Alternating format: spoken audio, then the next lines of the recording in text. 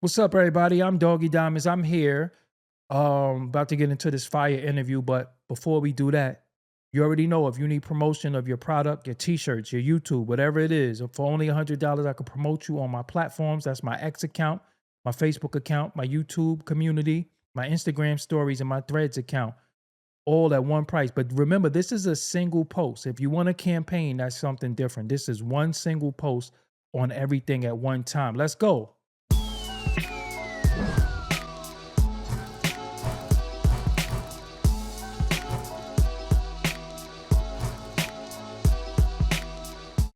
What's up, everybody? I'm Doggie Diamonds. This is Doggie Diamonds TV, Doggie Diamonds No Filter. I got a special guest with me here today. Introduce yourself to the folks. Peace, everybody. My name is Chris Farrad. I'm a consultant and finance professional, specifically in the music and entertainment industry. In my career, I've had multiple roles, whether it's business manager, accountant for artists and executives, whether it's running record labels, um, whether it's corporate finance, dealing with major media assets. It's pretty much been at the crossroads of money and music. So now we're putting together a special program for music entrepreneurs. We're calling it the Money in Music Workshop, and where we're taking music entrepreneurs, whether you're, you know, starting off with a record label, whether you're an investor in a record label, whether you're starting a publishing company, we're helping accelerate the business model and get you on the right path. So, right now, we have a million people that are entrepreneurs. They want to get in the music business. How could this program help them make their thoughts, dreams become a reality? I mean, we basically accelerate the process. So if you are starting any business, there's a learning curve. Hmm. Um, if you're getting in the record industry, there's countless stories of entrepreneurs, starting from the mud, no experience, no connections, and they eventually figure it out and they do great, and that's awesome. But they'll tell you, I wish I had somebody guiding me along the way or helping me watch these pitfalls or, helping me save money. Uh, so these are the type of things that we do. We accelerate the process. We, skill up the entrepreneurs so that they can get to, revenue quicker, strategy implementation. So yeah, it's definitely the goal is really to, at the end of the program, for it to be evident and obvious that it was a good use of funds, and it paid back itself, with the time saved and the cost saved. So overall, we just want to add value to all music entrepreneurs. So right now, we've been told that there is no more money in music. That's why everybody's podcasting. They can't make no money no more. Can you put that rumor to rest? Could you expand on that a little bit? Like expound on that. I think that's the better word. Expound on what's going on with the music business and money. Sure. I mean, I'm very bullish about music Hmm. uh, as a business, as an asset class, as something to invest in. Uh, you know, you have banks like Goldman Sachs, Hmm. major investment bank. They issue, analysis and of different industries. When they look at the music industry, between the years 2020 and 2030, they're looking at the whole industry doubling. So we're talking about the recording industry, the record labels going from a $30 billion industry to an $80 billion industry. Mm. We're talking about publishing going from $6 billion to $12 billion. We're talking about $26 billion in live touring and shows and concerts to 38 billion. When you're looking at Billboard, when you're looking at Wall Street Journal, you're seeing these monthly deals, of catalogs, acquisition, buying publishing rights, Mm-hmm. buying recorded masters. So the industry has matured. There's a lot of analysis. There's a lot of eyes on it. There's a lot of smart money, putting being put into recording, into publishing. You have someone like The Weeknd, who is an incredible talent, and he started his career 15 years ago. Like 15 years ago, he was an upcoming artist in Canada. He was working at American Apparel, and by sticking to the culture, to the art, to the wonder of music, now he has what's reported $1 billion catalog, and people wanting to partner with him on his catalog. So uh, you know, all of these indicators show to me that it's still a great time to be in music, whether you're in the recording industry, the publishing industry, or live touring. Well, you just said different industries. You didn't say the music industry. You said the recording industry, the publishing industry, live touring, and I think another industry will be what, like merch, and that's another industry, right? Um, Correct. can you break that down for us? Can you? I'm pretty sure you whipped something up that you could show us these different Yeah, things that are needed. If yeah, I'm ready for you whenever you're ready. for sure. So I'll start with this. There's a misnomer. People will say the music industry, but there really is no such thing as the music industry. There's a bunch of different industries under and put together under the term music industry. So you have Mhm, the recording industry, which mm, are the record labels. You have the music publishers, which control the intellectual property, the compositions, the melodies, the songwriting. You have the touring uh, promoters, who Live Nation, AEG, who own these venues that they're promoting in different cities. So there's all these industries, but they're called the music industry. So it's important to, if you are trying to get money in music, it's important to know where you fit in, and kind of few things to keep in mind. So we'll share a graphic here. Let's see. So let's see. All right. So you know, when we're talking about the music industry, mhm. it really is a team sport. Okay. So if you are making music for the art, for the culture, for expressing yourself, for the beauty of art, keep doing it. We love it. The world is a much better place. Keep expressing yourself. If you want to move from the hobby level and just the art level to the business side, you have to understand the mentality shift is that it's really a team sport. So when we're talking about who is on the team of the artist, we have this graphic up here, Mhm, and it kind of breaks down really who's involved. So at the center of the music industry, you have the artist. This is mhm, the most important thing. Like we just discussed, the Weekend made incredible art, just touching music that moved the world. And that's what he was focusing on. But around him, he had a very strong team. And it is a team sport. So we'll start with some of the key players in the inner circle, mhm, which are this blue layer here. So we have the manager. So every artist that that you love, that's been successful, they have these players around them. They have a manager. They have someone who's, the go-between, them and the other the team players. They, are managing the artist's career. They're, looking at the big picture. They're helping with the artist development. So manager is very important role. mhm, Every artist has to have a good lawyer, entertainment lawyer that knows the terms, the deals, like what to be looking for. mhm, Um, every artist has a business manager, which is the music industry term for a CPA or a accountant.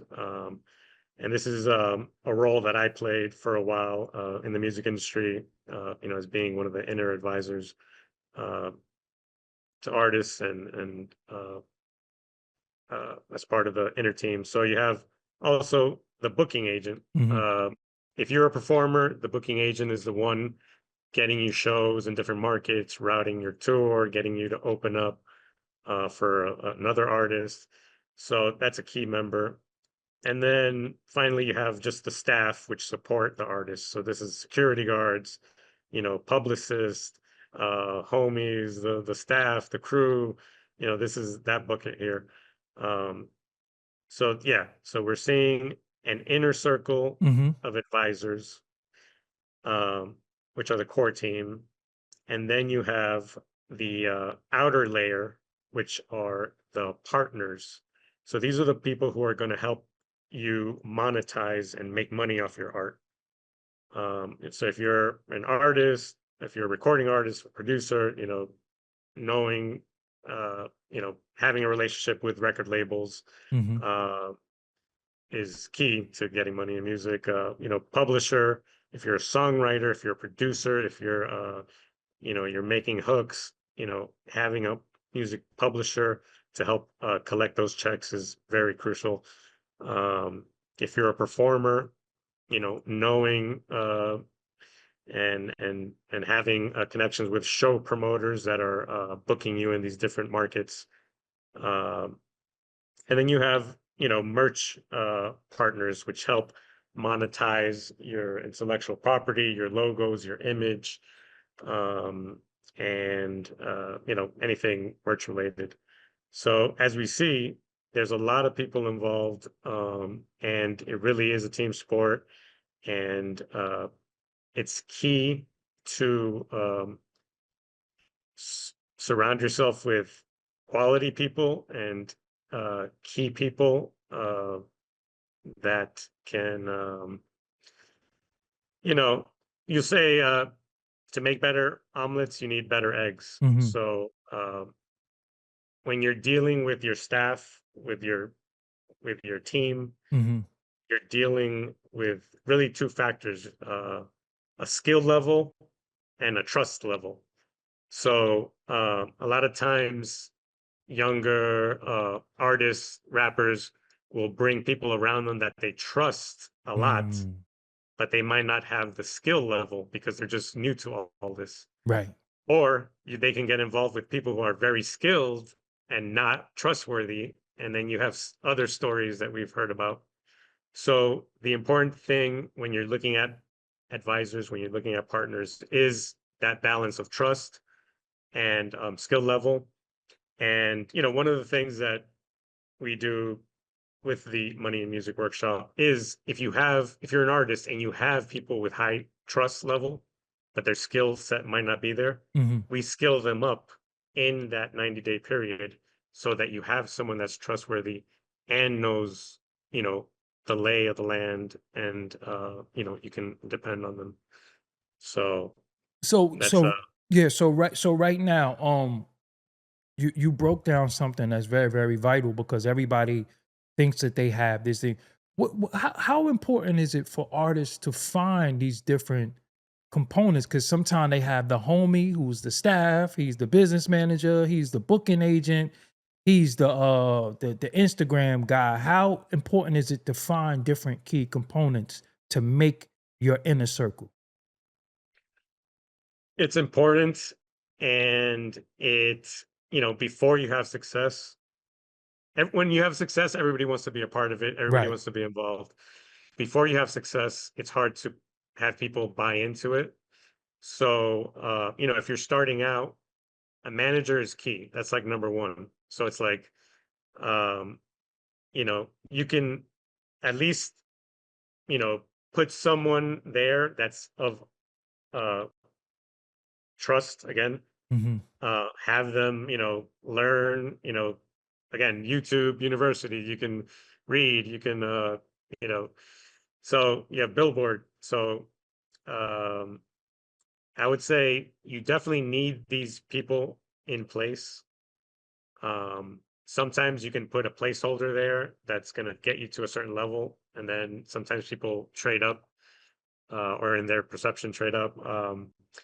So it's just important to know the roles because, again, if you're doing this professionally. You're not just doing, playing football at the park with your buddies. Now, if you want to have a professional football team, you need a quarterback, and these are the duties of the quarterback, and this is what they do. It's not we all get to throw the ball around. No, there's designated people that do designated things, and it's crucial. Right. It's something. It's a learning curve. Sometimes artists are very insular and creative and in their own world, and find it difficult to trust, other people. But it really is a necessity if you're trying to do this as a business. So a lot of times we see he had a management company, but he fired his day one manager because he's with the William Morris agency and all of that. Because you have to do these things. You said something earlier that was critical, and I think the audience, I try to convey this to them before. Touring. You said Live Nation owns all the venues. I tried to tell them that before, and that was why everybody signs to Rock Nation, because Rock Nation can get you shows via Live Nation, because Sony Hall at one point, I believe, was a Live Nation venue. So they think you could just get shows. You can't get shows because Live Nation owns the venues that you want to perform at. And if you don't have a relationship with them, which you not going to be Guns N' Roses, you might be an up and coming artist or artist with the buzz. So that's why you'll go to Rock Nation, and then they'll deal with Live Nation for you. Am I correct with that? You're definitely correct that Live Nation, uh, and AEG and big players like that control a lot of the rooms. Mhm. When you're looking at touring, you're looking at as how many what the capacity is. So you'll have rooms that are 500 people, rooms Mhm. that are 1,000 people, theaters that are 2,500 people, 10,000 and up and up. So sometimes when you're trying to get to these big venues that Mhm. you have to fill, 7,500 people in one night in one market, um, it's important. It's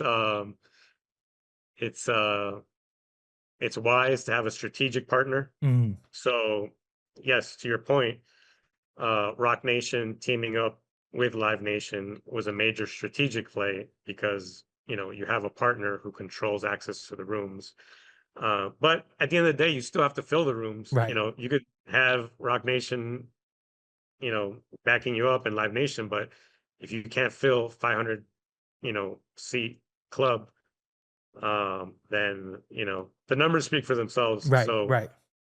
you know, eh, when it's working, when it's clicking, when you have the music connecting, and then you have that partner, Mhm. that's amazing. It makes things exponentially bigger. But they just care about getting people selling tickets. Right. So whoever's getting that for them, that's the name of the game when it comes to touring. So So right now with the program, what is the entry level? Say I have a couple of dollars and I don't know, I have an artist that I want to invest in. So is this for artists or investors? Like who is this program for? sure. So it's not specifically for artists Mhm. and it's not for everybody. So number one, it's not for if you're doing music as a hobby. Right. Again, if you're just for the love of the music and the culture, that's amazing and keep doing that. But if you are trying to make money in music or optimize that or invest in assets, uh, whether it's recording, publishing, that's who it's for. So it's for Okay. serious people who are trying to do music as a business. Um, so we have examples of artists who have some fame, have some buzz, and Mhm. now they want to get into the label game. So, we can navigate those waters and get those objectives. If you have someone who is an investor, who, let's say you are a real estate guy and you want to, get into the music industry now, because you have extra dollars, but you don't want to get, you don't know what you're doing. So that's one of the things too. We identify, opportunities, and again, skilling the team up. So it is for people who want to accelerate their music business career, whether that's a record label, a publisher, a manager. Um, so not really for artists unless Right. you have a team already or you're looking to build a team as a label. All right. So Um, the next question I would have is that, so if I'm a real estate investor and I want to get into the music business, you're gonna teach me the music business. Do you provide artists, or you this is for them to learn and they find their own artists? What is it? I mean, it's really definitely we're not dealing with the creative. Okay. It's really, that's an A&R thing. But I have clients in multiple genres. Uh, so it's really agnostic because the business is the business. Mm-hmm. So if it's, any type of art, but you will get definitely the realistic lay of the land. Uh, you know, you can get uh real insight Mm-hmm. from, people in the network as well.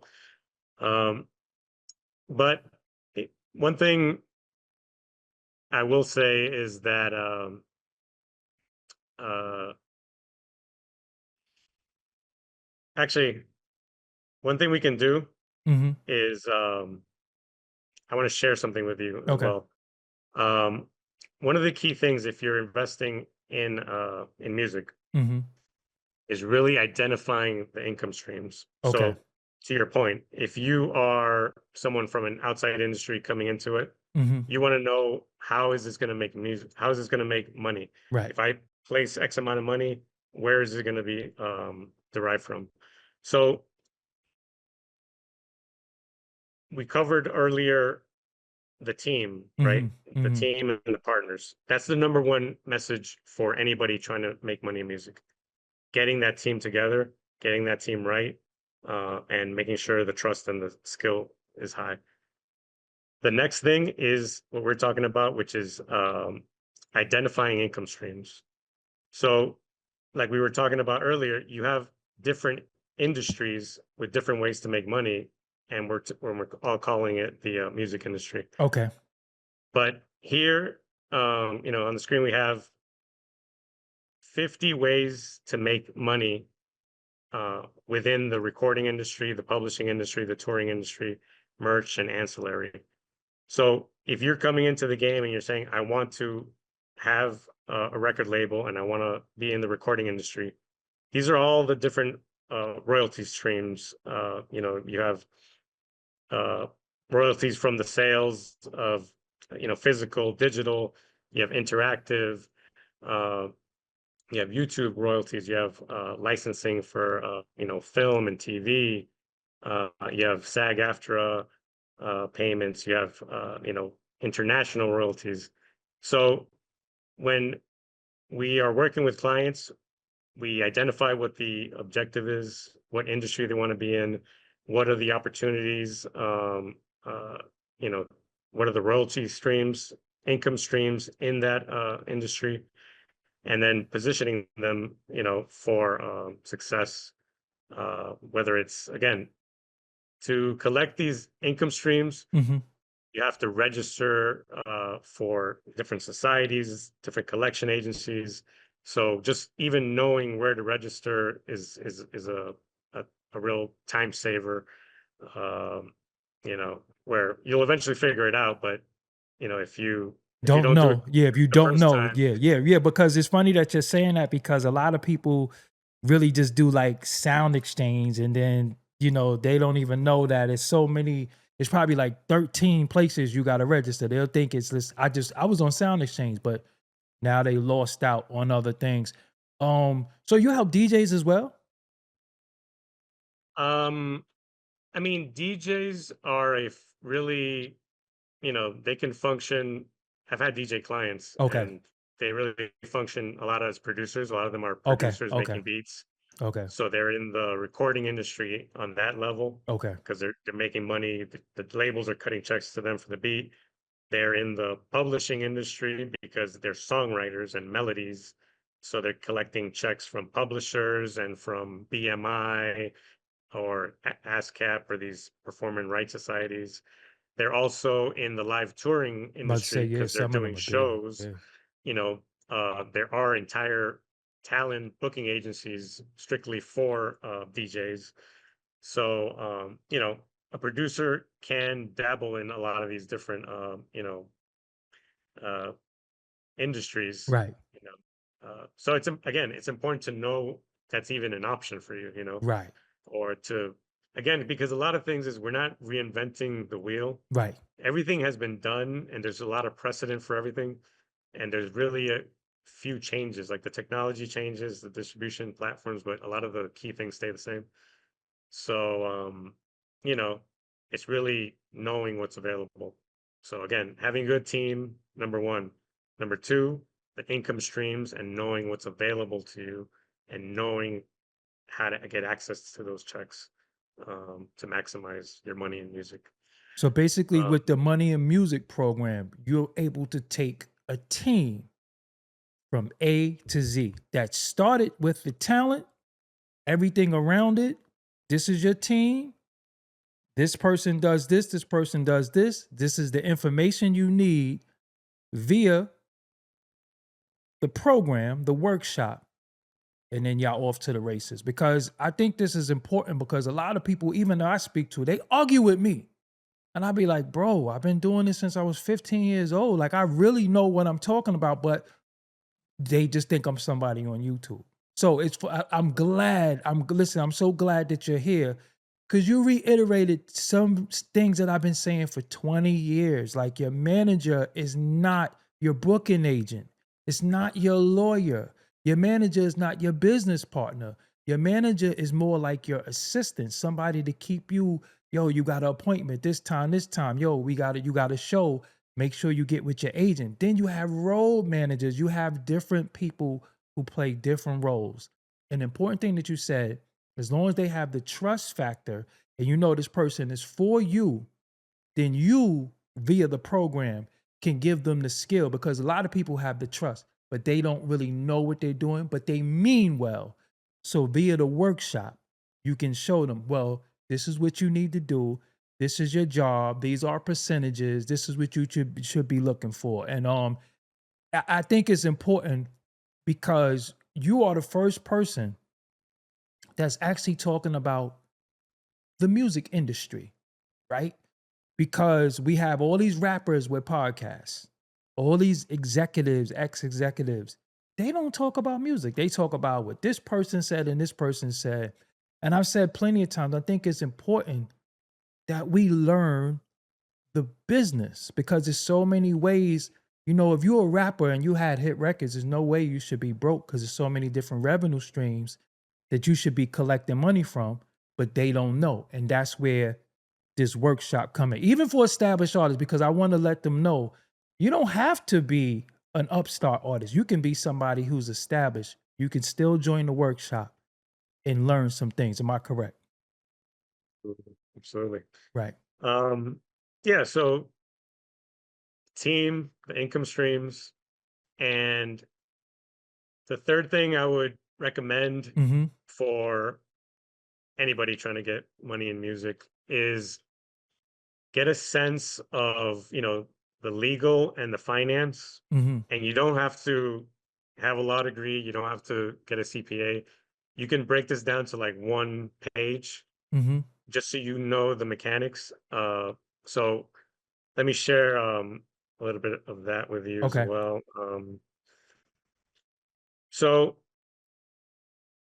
when we talk about a record deal, Mm-hmm. and here we're going to talk about the recording industry, but a lot of these type of structures parallel to other industries like publishing and whatnot. But when you talk about a record deal, Mm-hmm. you know, you have to be specific about what you're talking about. So there really is three types of deals, Mm-hmm. but there are infinite types of deals if you are creative and have a good team and you have leverage to ask for what you want. But let's just say three basic deals, right? You have a distribution deal Mm-hmm. where the label or the artist teams up with a major like Sony or Universal or Empire, and they just distribute the music for you. They just put it out there on and on Spotify, Apple, and they give you some support with the DSPs, the digital streaming platforms, and you'll get a distribution deal. You keep 85% of the money as the entrepreneur, and the distributor gets 15%. Mm-hmm. On the ownership level, you own as the entrepreneur, you keep 100%, and the distributor doesn't own anything. They're just getting their 15% and they keep moving. But there's other terms to these type of deals. Usually there's not going to be a big advance Mm-hmm. because the distributor is only collecting 15% of what comes in. Right. So they're not going to give you big money because it's going to take forever to recoup it. So usually there's no advance. Um, Usually they're not going to pay for recording or marketing. That'll be funded by the entrepreneur or the label owner. So, you know, you can get, if you are self-funded, if you are, if you have your own money and you don't really need, money from a label, Mm-hmm. this is a good way to do it because you can, fund your own team. You can hire your marketing team, and you keep the majority of the money. But you're on your own 100%. Okay. This is just totally on your own. Then you have something like a joint venture here in the middle column where, it's more of a 50-50 deal, where, the independent artist, the independent label team up with a major distributor and it's more 50-50. And the money's, gets split 50-50. The ownership is split 50-50. The distributor will give you an advance. They will pay for recording and marketing, and then they might participate in your ancillary or your 360 income, everything outside of records. Okay. So you see, as the ownership as the ownership of the majors gets higher, Mm-hmm. they start shelling out more money. Right. So when we talk about somebody got $1 million deal, Mm-hmm. that's just one factor, the money. But what about the ownership? But what about the advances? But what about, such and such? Right. So, and then you have the exclusive artist deal, where this is the classic artist deal with a major where the artist is getting 15% and then the major's getting the majority of the money. The major owns 100% of the music. Yes, there's advances. Yes, the distributor pays all the recording. Yes, the distributor pays all the marketing, and they're probably going to participate in your 360 income, everything outside of records. So, and you can make money in all these type of deals. Mm-hmm. Like you can be an exclusive artist and meet all your goals and have a great deal and make a lot of money. You can have a joint venture deal, where you're like a Rockefeller and you team up with Def Jam and Mm-hmm. and now you're partners, or or you have your own independent label and you just use Empire to distribute it. So we're agnostic, meaning like we don't care what type of deal you want to do for Mm-hmm. whatever reason you want to do it, but there's always a really good way to structure it to make uh, money in music. And as a side note, this is not legal advice. You need to run all this by your entertainment attorney, Right. and you can just tell them what kind of deals should I be looking for? Right. Like what's your opinion on a distribution deal versus a joint venture versus an exclusive? Why should I do either or? What's your experience? So just having the conversation and knowing that these structures are around, you don't need a law degree. You just need to, have a good orientation and have an attorney explain it to you.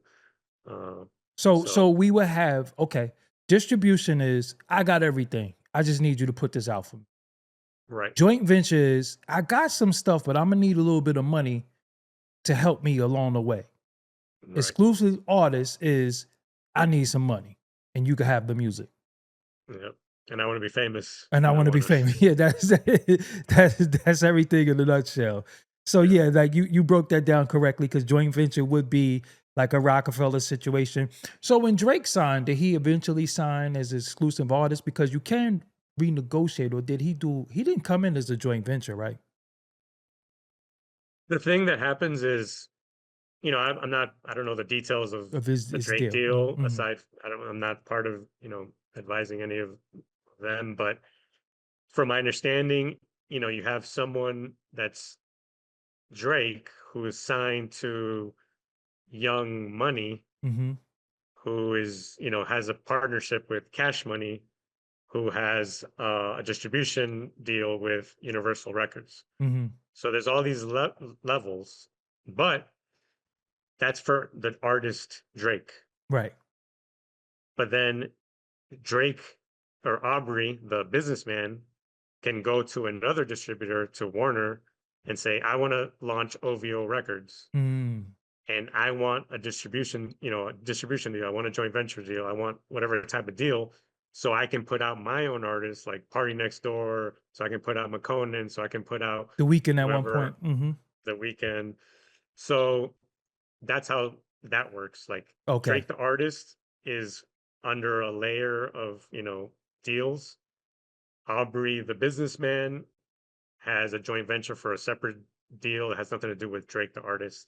Got you. And, that's how that would probably play out. So let me ask you something. I don't know if you privy to the information of an artist like a Stove God. Um, are you familiar with his situation? I'm not familiar. I'm familiar with his art. I think Okay. he's really dope So as an he's artist. signed to Baby Grand, but he doesn't want to be signed to Baby Grand. He wants to get out of his deal. He took an advance from them. He's saying he'll give them the money back. Can you explain to the audience that there is no giving the advance back and then you're out of the deal? Like you have to fulfill the situation, like because in turn they can say, well, we gave you 50,000, but to get out of your situation we want 500. You a hot artist, you on a Grammy nominated album, you a Grammy winning album, they just won BET award, we won 500,000. Could you explain that Baby Grand really holds the key to everything because he signed to them and took money from them? Yeah, I'm not privy to his situation. Hmm. I don't know any of the people involved. I don't have any clients on Baby Grand, I think. But in general, yeah, you're entering into a deal and you made commitments, and those commitments usually revolve around delivering assets.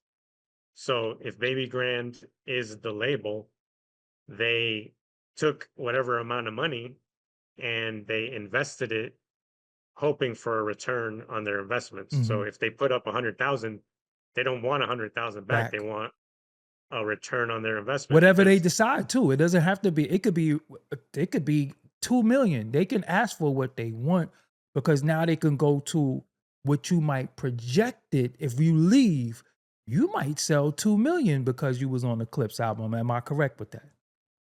absolutely. Okay. And the label, again, wants a return on their investment. So they're going to want something on top of that. And again, I'm I'm for, good business, clean business. I'm for artists, fulfilling their commitments. I'm for them delivering, the assets, putting out the music. So if the artist signs for 4 albums, that's, 4 albums times 12 records, that's 48 pieces of property. Like that's how Baby Grand or the label's looking at it. Hmm. Like they're looking at it like a real estate play. Like I'm buying 48 houses and that's the cost to build it, but now I need to make money on top of that. So um you know if you signed it, that's the leverage and you have to deliver. But again, it is with all these things, it is leverage. So it is, how much sway you have, what kind of deal you can do, what you can finesse, what other deals, you can arrangements you can do. A lot of times when artists get bought out of deals or taken out of deals or buy themselves out, they'll have uh, override royalties on the Mm. previous people involved. So meaning like, here's your money back, here's your extra on top of that, and then anything I do going forward, you'll get a cut of it as an override because you're, an early partner. So So the perfect example would be Dr. Dre leaving Ruthless when he went with Death Row. Eazy-E had to get money off the Chronic. That would be the what we know in this time. Like Easy, that's why Easy was like Dr. Dre Day makes Easy's payday. So for example, that would be what we know because the audience kept saying, "Well, just buy yourself out the deal. Just give them their money back." And I'm like, it doesn't work like that because first of all, they might say, "Well, we don't need your money." So you can sit for how all right. If a person signs for 4 albums, how long can the label hold them? there's clauses in there, you know, that they have to deliver or release an album, per cycle. Hmm. Uh, you know, so a lot of it has to do with bad faith or goodwill, like if they don't if they want to make money, everybody wants to make money. Everybody wants to put out the music. Everybody wants to monetize it. So, you know, if there's reasons for the music not coming out besides that, you know, it gets messy and it's hard to, talk about Right, right, specifics of right, a case. right, right. But yeah, man, again, all these headaches can be saved by some of the things that we're talking about Right, right. even before the deals get here. Like having the attorney explain to you the terms, what are you really signing? Like, what are you giving away here? So, That's why the workshop is important. That's why I asked you that because again, uh and in the workshop, are you going to be showing them what an entertainment lawyer is? Because some people just think they just got a lawyer, they homeboy, know how to read contracts. Will you teach them that these are the firms, these are the lawyers, this is what you should be looking for? Because I don't think people know a lawyer is not a lawyer. You have tax lawyers, you have defense lawyers, you have prosecutors, you have entertainment lawyers. A lawyer is not a lawyer. Could you break that down for me? yeah, definitely if you are getting into any of the music industries, it's important to have an attorney who's familiar with those type of deals. It's important that they do focus on entertainment or intellectual properties, like the broader category. Hmm. Um, it's important that they know, these contract terms and how they affect the artist long term, not just upfront advances. Um, and yes, to your point, not all lawyers are the same. They're all different. They're all focused on different industries. They all graduate from different schools with different specialities. Um, and attorneys, it's a very personal relationship. Again, it's very personal. Like, so, you know, do you want a female attorney? Do you want a male attorney? Do you want, Young, someone old, yeah, young, old, quick, ethnicity, all of that matters. ethnicity? Yeah. So all Yeah. these little things go into play, Hmm. but they must have an understanding of the entertainment industry. And, if you go for a smaller firm that might be more responsive, they might give you more attention. If you go to a big firm, it might take a while, it's slower, you're just one of 100 clients. So definitely they must be skilled in entertainment. And all the variant, varieties is all very personal. Hmm. But one of the things I like to do personally when it makes sense is making introductions to people.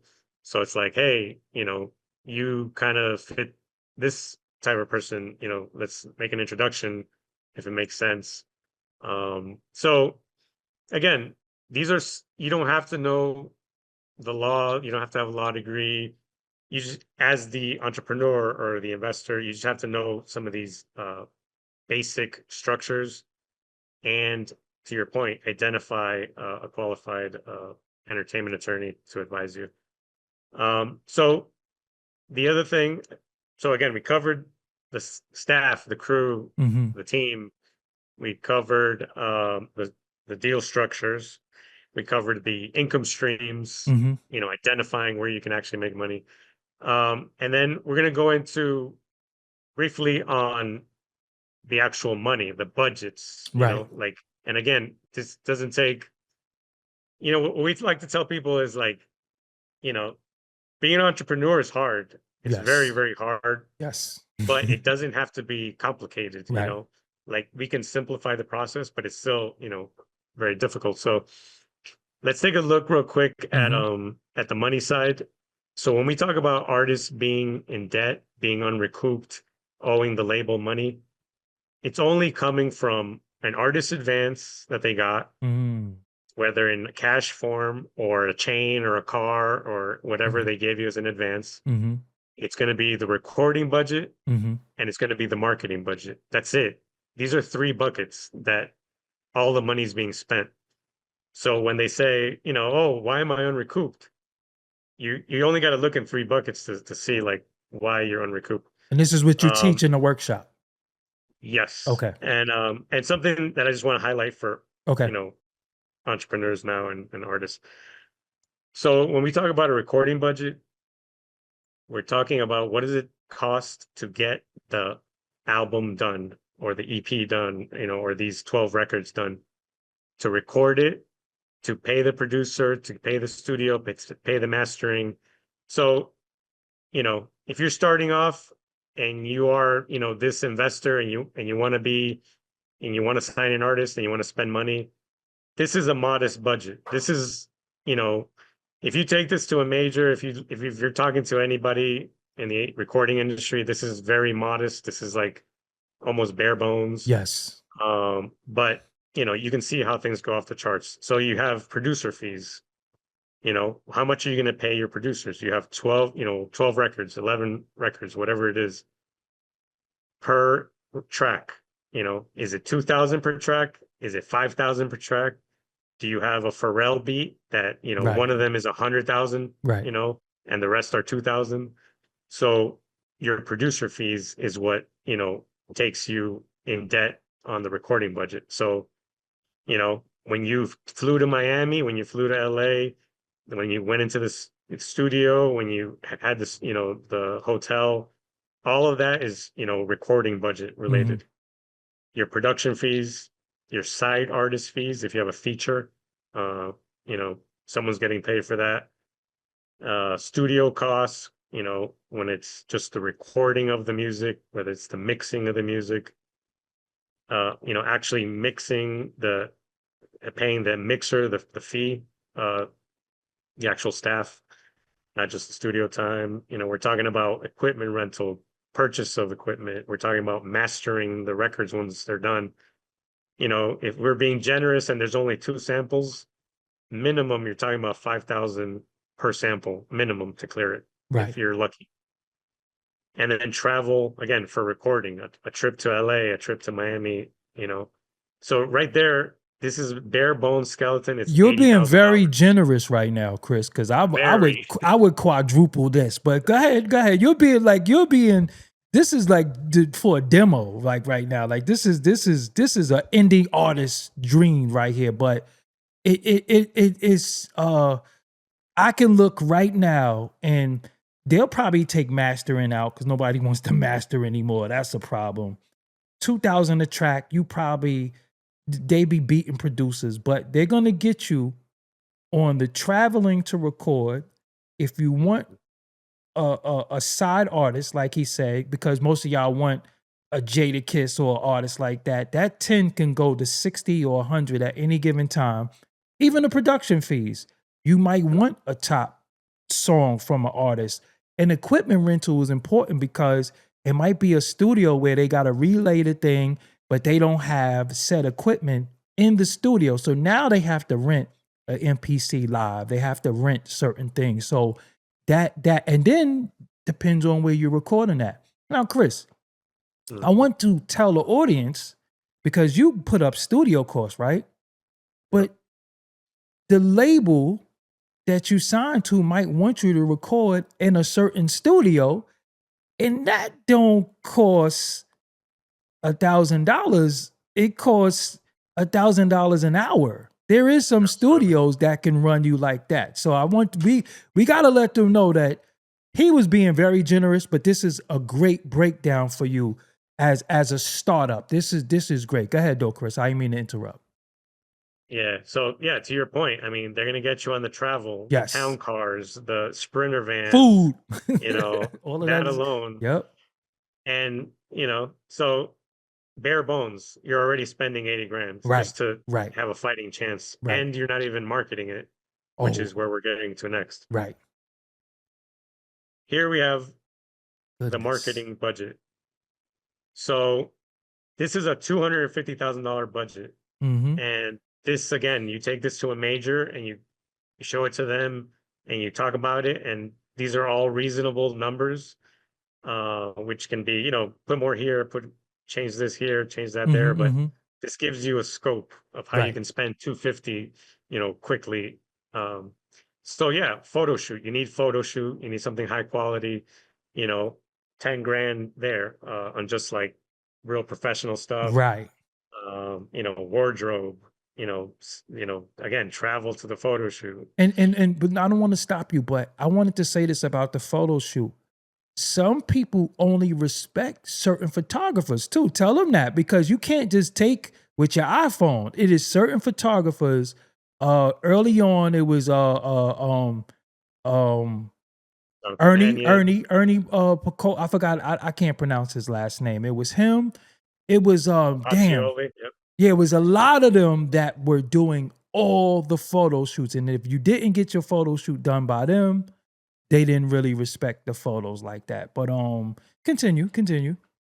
Right. Yeah. So again, this is modest. Right, You got a publicist. The publicist is the person who's getting you interviews. Like right, Billboard and these people are not calling you to interview you. Someone is going and pitching you, publications, Forbes, this, that, Fader, Complex.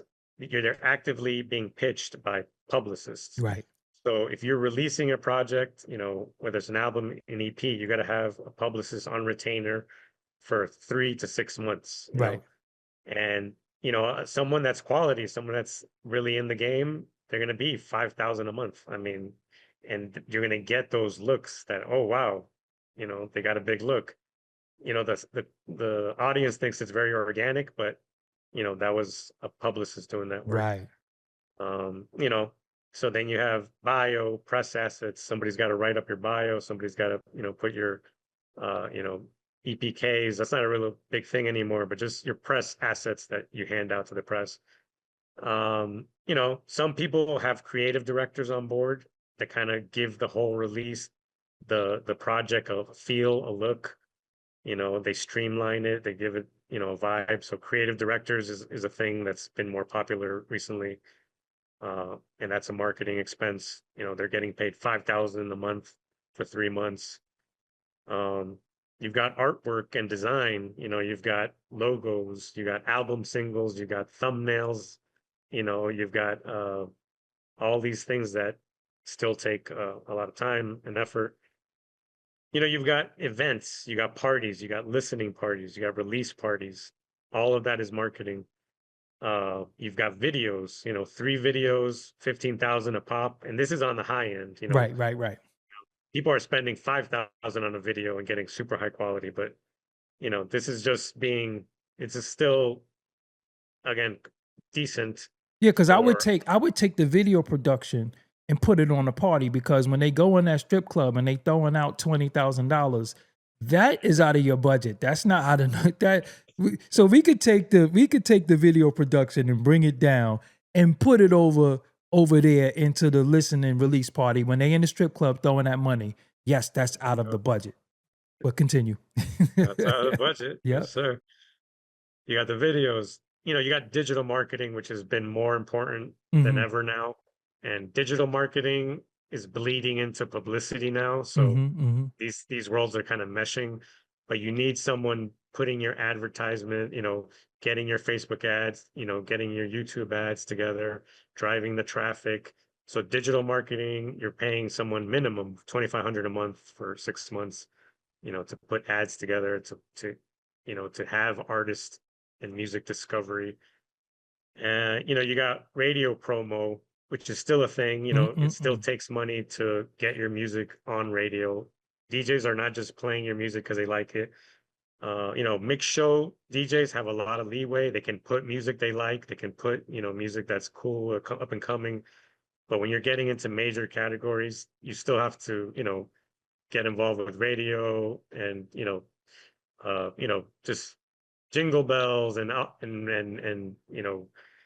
different promotions for the radio stations and traveling to the radio station and meeting with the DJs. Mm-hmm. All that comes out of that budget. Right. That you're traveling to all these territories and you're already in just to talk to a DJ, at the top radio station And in the before market. you So move on, yeah, reason why the radio promo is important, because when you get your charts back and they show you you're charting well over here, they send you there. So if you're charting well in Kentucky, you got to go to Kentucky now and do radio drops. Hey, what's up? This is Doggie Diamonds. When I'm in Kentucky, I'm chilling with, K4. You know what I'm saying? That's what you have to do. So when you get your charts back, they're gonna send you to the places where your market is good. So that's out of the budget too. So I don't want y'all to think the 100 grand is payola all the time. It has nothing to, no, we don't endorse no illegal activity no, over no, here. no, We're no, just no, saying no way. you got to travel there and you have to Yeah, stay there and you have to do drops. You might do an interview there, but you have to do drops for the radio stations and you have yeah. to, You do contests. yeah, shake hands You and do kiss like babies. Yep. yeah, you do gift cards for Mm-hmm. the top 10 callers. Yep. All Yep. that's money. That's Yep. all Right. promo. And then you got street teams, which was more of a thing back in the day. Now Right. everything's moved off. But you still got people doing creative stuff for street teams like stencils and Yeah. You still need build. t-shirts. Mm-hmm. Still need Yeah. t-shirts. Post. Yeah. So there we go. 80,000 on recording, 250,000 on marketing, and you haven't even streamed anything yet. Whoa. So so this is the numbers we're dealing with, which is why, if you are an entrepreneur, if you are an investor, if you are someone getting in the game, these hopefully, you know, watching this podcast kind of gave you a little insight and lay of the land, but we elevate that, we escalate that in our 90-day accelerator program and the money and music workshop, Okay. So where do have an important question. So I come to the money and music workshop and I say, look, my goal, because you want them to come with their goal, right? Like this is what they plan on, and then through this you would navigate them. So if they say it's music publishing, that's how you're gonna do that, right? absolutely. Okay. So I come to you and say, hey, I want to start a record label. This is where you show the A to Z of how to start the record label, the structure. Do you do that in this workshop as well? Yeah, we lay Okay. out for our record label clients, I'll give you, kind of like a rundown. Like it's really structure again, kind of along these lines, like the team, Right. we every record label um is really limited functions. It has a recording function, Mm-hmm. it has a marketing function like we just covered, it has a business administrative function. So we lay out the org chart, okay, you want to start a label, you're the head of the label now. Okay, how are we going to deal with the recording, aspect? Do you have ideas? Do you have artists already? How much are you setting aside for the recording budget? Have you thought about, again, do you want to go independent? Do you want to team up with the majors? Strategy, a lot of these things, again, anybody can learn this on their own. It's the acceleration process where the 90 days that's spent could be 2 years of spinning your wheels, of 5 years running into the wrong people, giving the wrong, budgets to the wrong people. So it's an acceleration process. But when we go into like the nuts and bolts of it, Hmm. let me just share Okay. something else that we like to show, some of the clients. Um, when you're joining the Money and Music, uh, workshop, we're skilling again, leveling up the skills Hmm. is a key aspect you were talking about. Increasing revenue and saving money.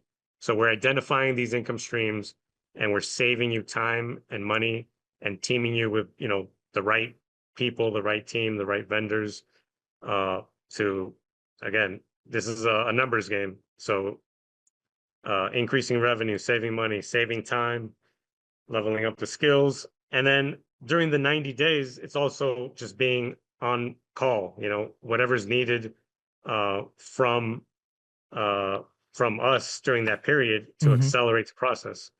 So, you know, we're talking about team building and roadmap. That's key of the early sessions. Income streams is important.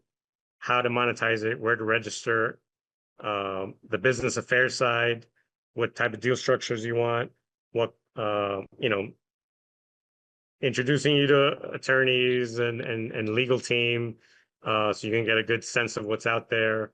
Uh, you know, talking about copyright and trademark and some best practices with that.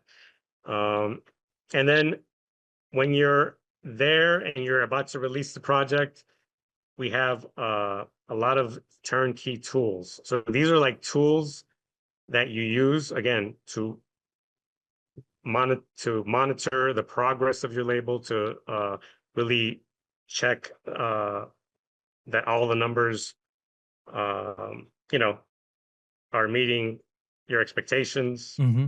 your recording budgets, your marketing budgets. Overhead budgets is also important. Like what does it take to run a label, like the day-to-day Hmm. operating, uh, to keep the lights on.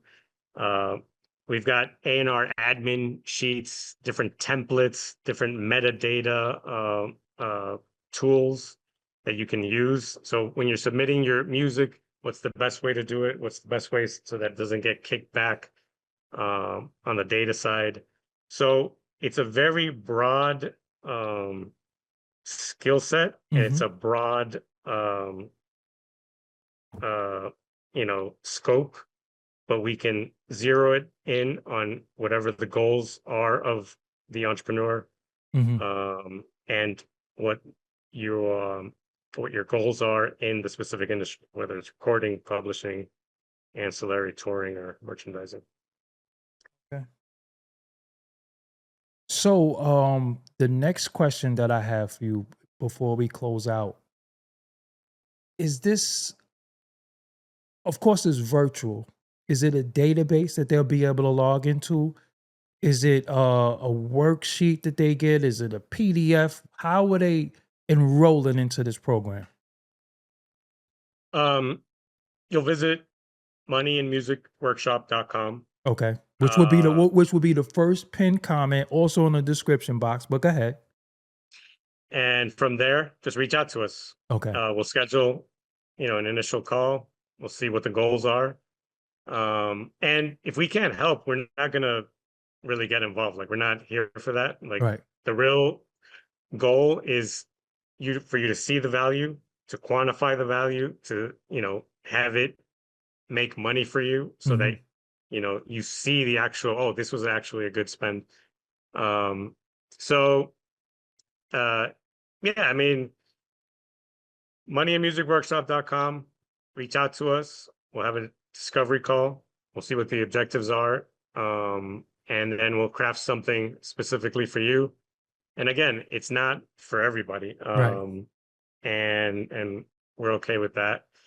But yeah, I mean, overall, as a music lover, as a lover of art, I love seeing uh great art be put together. I love seeing it connect with fans. I love seeing teams, pull together and succeed. going from, you know, a no-name artist to platinum plaques, like that's a real thrill. It's a rush. It's exciting. It's fun. And it's a real, you know, business. So I would encourage anybody who's interested in that, you know, definitely explore it. But, you know, just have some good guidance along the way.